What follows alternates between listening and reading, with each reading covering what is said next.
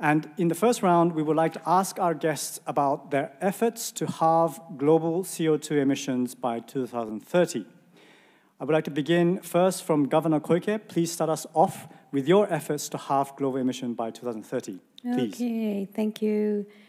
Although we are still in the midst of the battle against COVID-19, we must not forget about the relentless advance of the climate crisis, which is threatening human lives.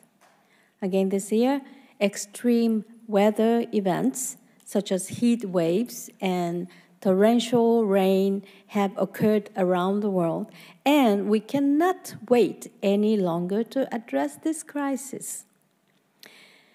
The actions we take this decade until the 2030 milestone are crucial in achieving a carbon-neutral society. When I spoke at the Davos Agenda in January of this year, I announced that by 2030, Tokyo will reduce greenhouse gas emissions by 50% compared to emissions in the year 2000, and increase the use of electricity generated from renewable sources to roughly 50% in order to achieve net zero emissions in Tokyo. The following month, we held a conference that launched the Time to Act movement, which aims to accelerate climate action to confront the worsening climate crisis. Governor Ms.Yuriko of Jakarta also took part in the conference and contributed to the joint message. And in April, as the leader of a city on the front lines of the climate crisis, I had the privilege of sending a message to the Leaders' Summit on Climate convened by President Biden.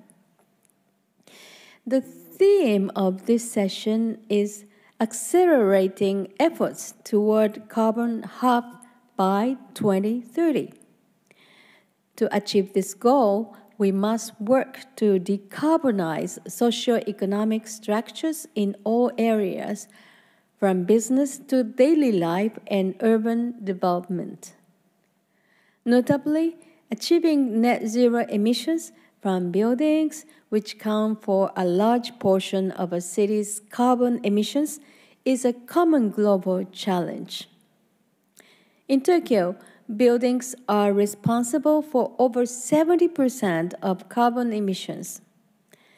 The environmental performance of new buildings will shape our cities in 2050, since buildings are used for decades.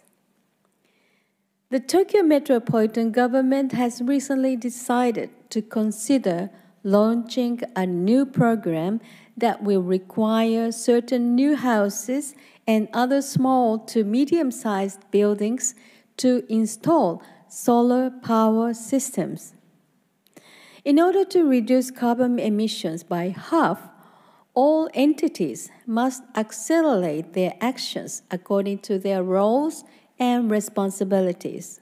Therefore, Tokyo is planning on further strengthening and expanding the current stipulations of the Tokyo Environmental Ordinances, which includes the following 4 programs that encompass both energy supply and demand: the largely successful Tokyo Cap-and-Trade program, which targets large facilities; the Carbon Reduction Reporting Program, which covers more than 30,000 SMEs; the Green Building Program for large new buildings; and the Energy Reporting Program, which targets power suppliers.